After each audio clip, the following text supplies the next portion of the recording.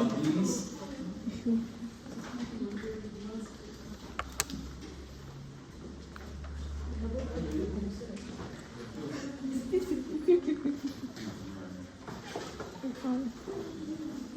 you know that in body fluid we have a concentration or pressure of oxygen, carbon dioxide, and hydrogen. And this concentration or pressure should be regulated, should be controlled. This control is done by respiratory system. Means that when the oxygen decreases, what happens?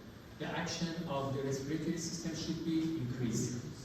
The rate of respiration, the depth of the respiration, the ventilation should be increased. Opposite to this, when the oxygen is enough or is more than the physiological range, here you can see that the action of the respiratory system in the case of changes.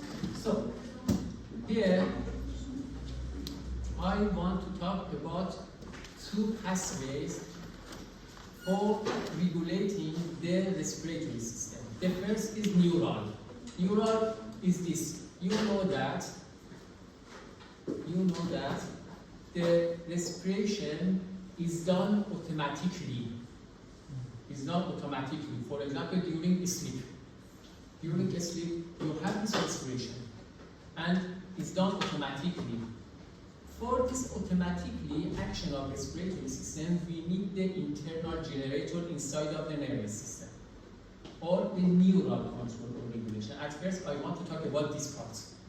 And the second part of regulation, I want to talk about chemical control. Chemical control means that the oxygen and carbon dioxide and hydrogen ion in fluid body can regulate the action of this respiratory system. So, you know that for respiration, both of inspiration and expiration, you know that respiration includes inspiration and expiration. Before I repeated this, that you should know that the inspiration is active and expiration is passive.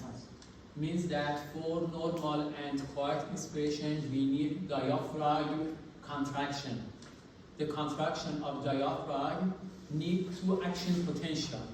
This action potential is produced inside of the phrenic nerve. You know phrenic nerve. Phrenic nerve is motor neurons for diaphragm and lies inside of the cervical 3, cervical 4, and cervical 5.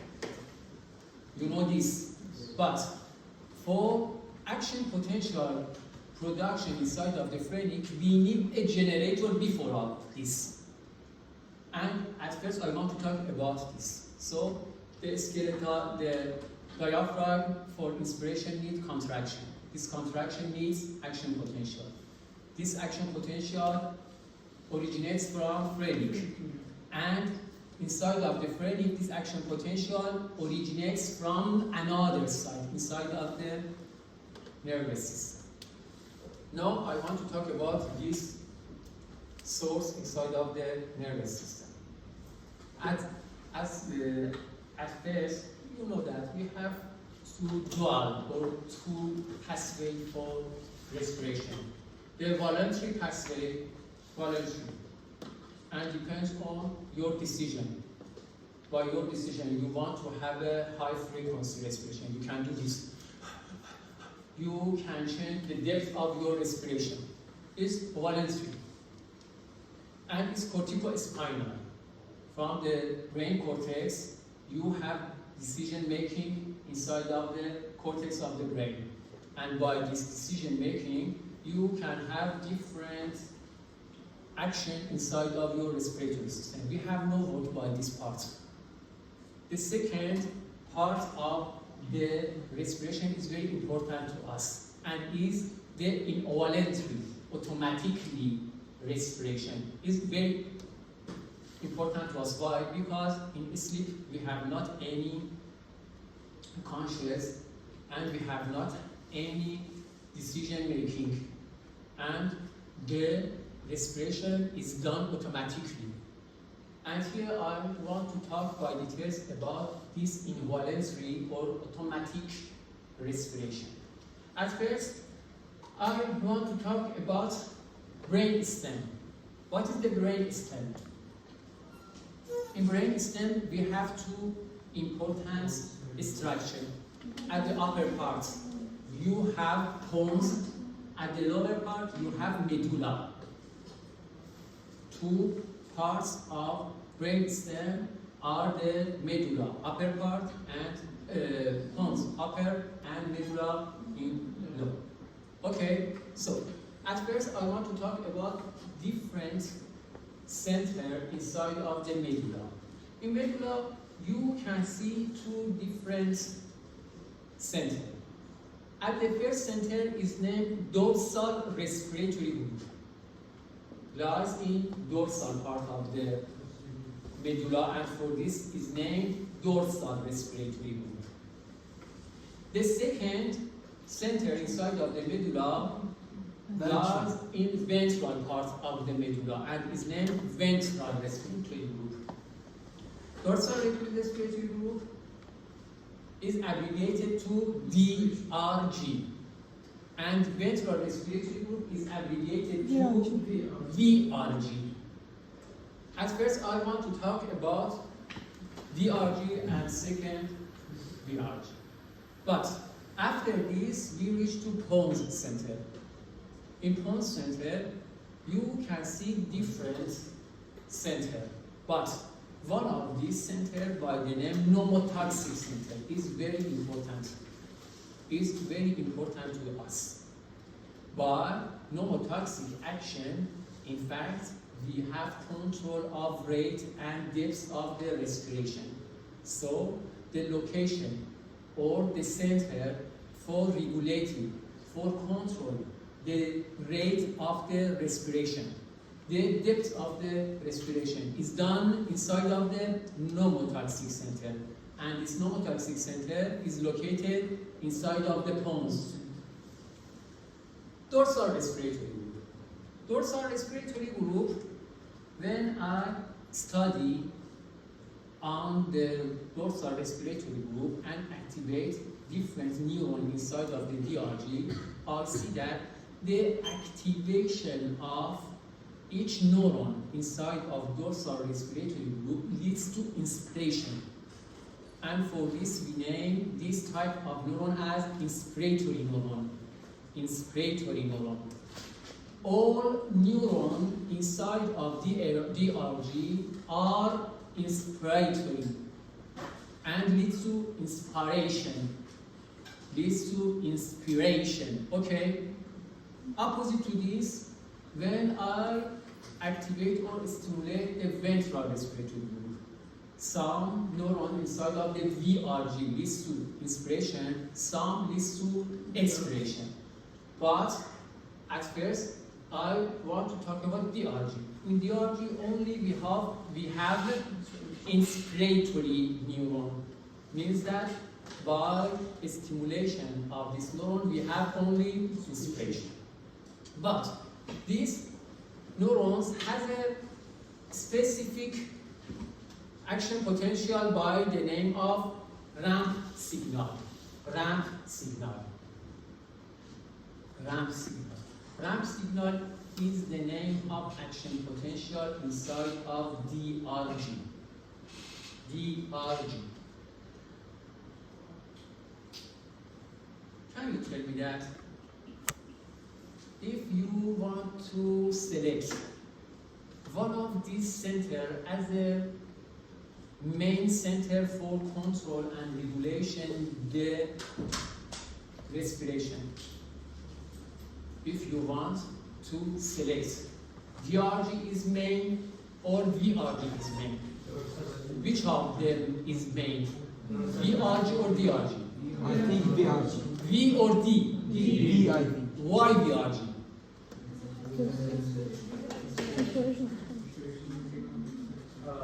VRG only control the expiration during exhalation. At the normal DRG. DRG. If you remember, when I talked about filling balloon, I told that for filling a balloon we need energy. After the expansion of the balloon, we don't need any energy for empty of the balloon. The expiration is done automatically after the inspiration.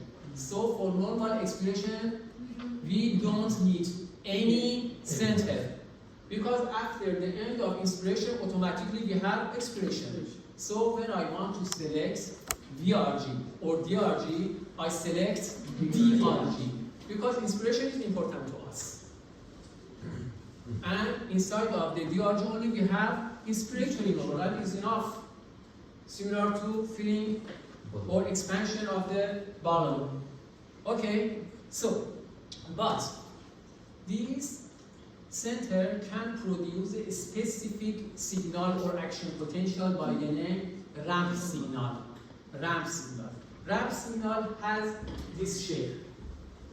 This ramp signal, you can see that for 2 seconds we have this signal. For 2 seconds, we have this signal. During this signal, we have inspiration. But for 3 seconds, this signal is lost. This signal, we have not this signal. And here you can see that here we have expiration. Expiration duration is about 3 seconds. Duration of inspiration is 2 seconds. Each respiration duration is 2 plus 3, 5 seconds. And each during 1 minute or 60 seconds, we have how many respiratory rates? 12. 12 multiplied by 5 is the same 60. So, but you should know that from the neurotoxic center, we have the inhibitory signal toward the DRG for 3 seconds. When the inhibitory signal from neurotoxic reach to DRG, for this time you can see that we have not any ramp signal and we have not inspiration, and only we have expiration. So after this, I want to talk about what this DRG itself can receive input from different parts. For example, from peripheral chemoreceptor, this peripheral chemoreceptor can send its message from the peripheral tissue toward the DRG using 2 important cranial nerves, glossopharyngeal or cranial nerve number 9, and number 10 is the vagus. And baroreceptor. In circulation block, you read about this baroreceptor. So, but action potential, this signal bank from DRG goes toward phrenic nerve. At first should activate the phrenic nerve. By the activation of phrenic nerve, you can see that the new action potential can go toward the diaphragm and can activate the diaphragm. The second center, again you can see this signal ramp here. 2 seconds for inspiration, 3 seconds for expiration. You can see this type of ramp signal. But the ventral respiratory group, in ventral respiratory group, we can see both types of neurons. Means that some neurons can activate inspiration, neuron can activate expiration. We have both type of inspiratory and expiratory neuron. But VRG has no any role for control and regulation of normal and quiet expiration and inspiration. in normal quiet inspiration and expiration, the VRG has no any role. But its role is during deep and forceful inspiration and expiration. So, for normal and quiet inspiration and expiration, no need for VRG. In which condition we need deep and forceful inspiration and expiration? We can see that the VRG is activated and it's specific for deep expiration. For deep expiration, the VRG action is very important to us. Pneumotoxic center. Here we can see pneumotoxic center. Told before that, this pneumotoxic center for 3 seconds can send inhibitory signals toward DRG and can inhibit the signal ramp. This signal. And for this duration, we have only expiration. We have not inspiration. By this, we can tell that the pneumotoxic center is a location for control the rate and depth of the respiration. Means that in normal condition, the pneumotoxic scent is inhibitory for 3 seconds, and by this we have 3 second expiration. When the activity of the pneumotoxic center increases, what happens? The duration of expiration decreases, and by this the inspiratory decreases, and by this the rate of the respiration decreases. The depth of the respiration decreases. More activity, you know this, more activity of pneumotoxic leads to decrease in duration of inspiration, duration of expiration, or it's better to say the duration of the respiration. When the respiration duration decreases, what happens on the respiratory rate? Respiration rate increases. When the inspiration and expiration duration decreases, what happens on tidal volume? Tidal volume decreases because we have not enough time for filling or for empty of the lung. So, more activity leads to the less duration for inspiration and expiration, more respiratory rate, and less depth. Opposite to this, when the activity of the pneumotoxic center decreases, what happens? The duration of inspiration increases. The duration of expiration increases. The duration of respiration increases. So, the rate of respiration decreases. What happens on the tidal volume? The time increases and the tidal volume increases. In addition to this center, we have a specific reference by the name Herring-Brewer. Herring-Brewer is a reflex that originates from the smooth muscle cells in one of the airway. In one of the airway, we have smooth muscle cells. In this smooth muscle cell, you can see a stretch or mechanical receptor. Means that when the tidal volume increases, by increasing the tidal volume, the stretch on the airway increases and increases, and leads to a stretch on the smooth muscle cell.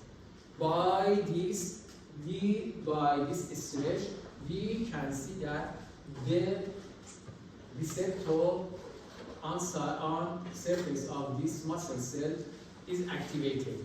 By activation of this receptor on smooth muscle cell, we can see that the DRG center is inhibited. When the tidal volume increases more than 3 times.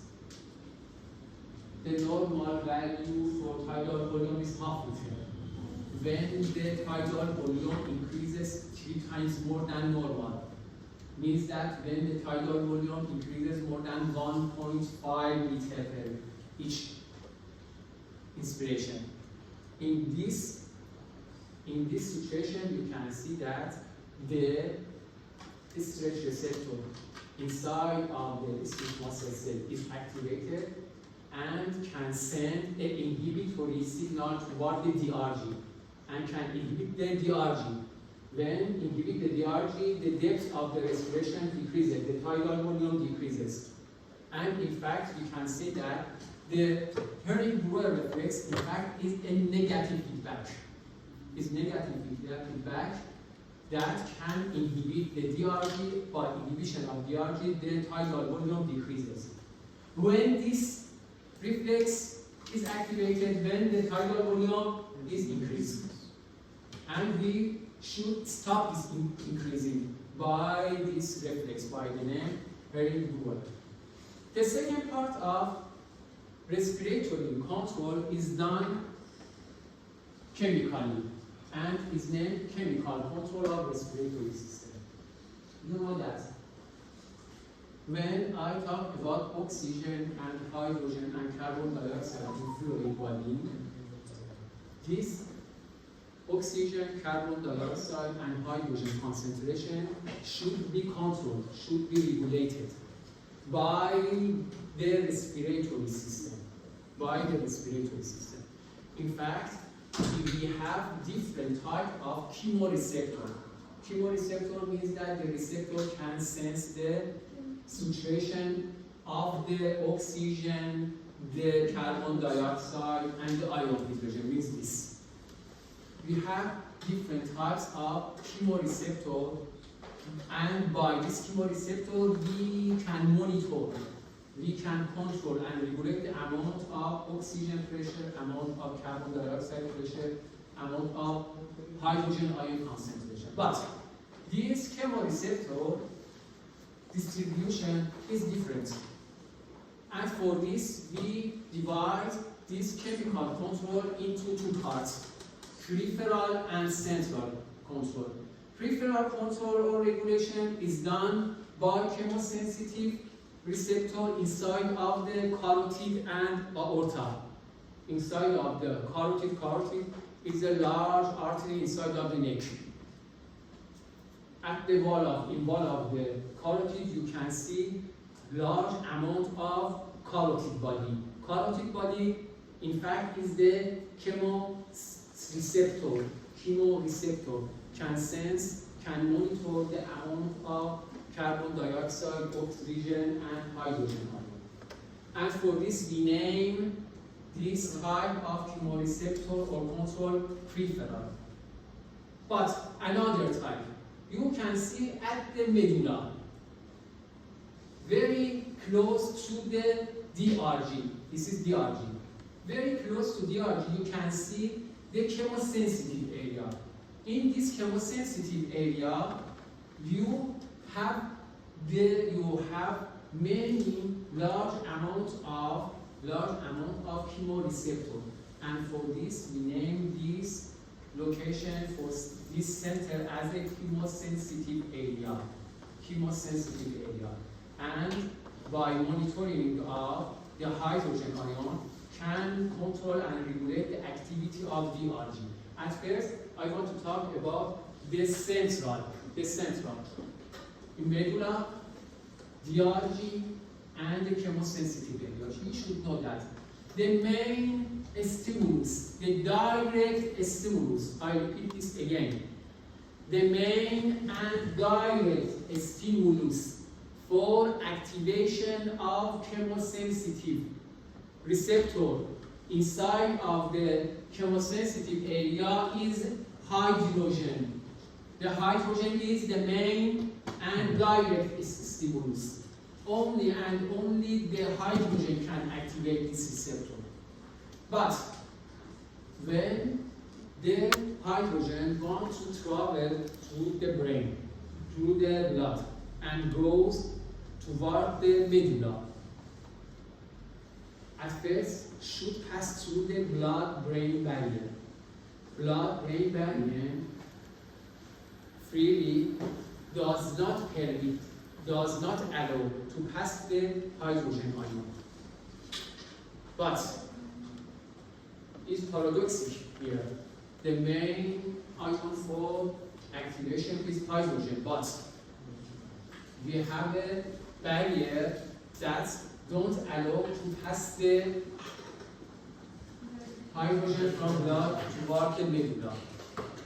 You should know that the carbon dioxide easily can pass from this blood-brain barrier and goes toward the medulla. When this carbon dioxide goes inward the medulla, at first react with water, and at the end of this can produce hydrogen ions. So briefly, I want to tell this.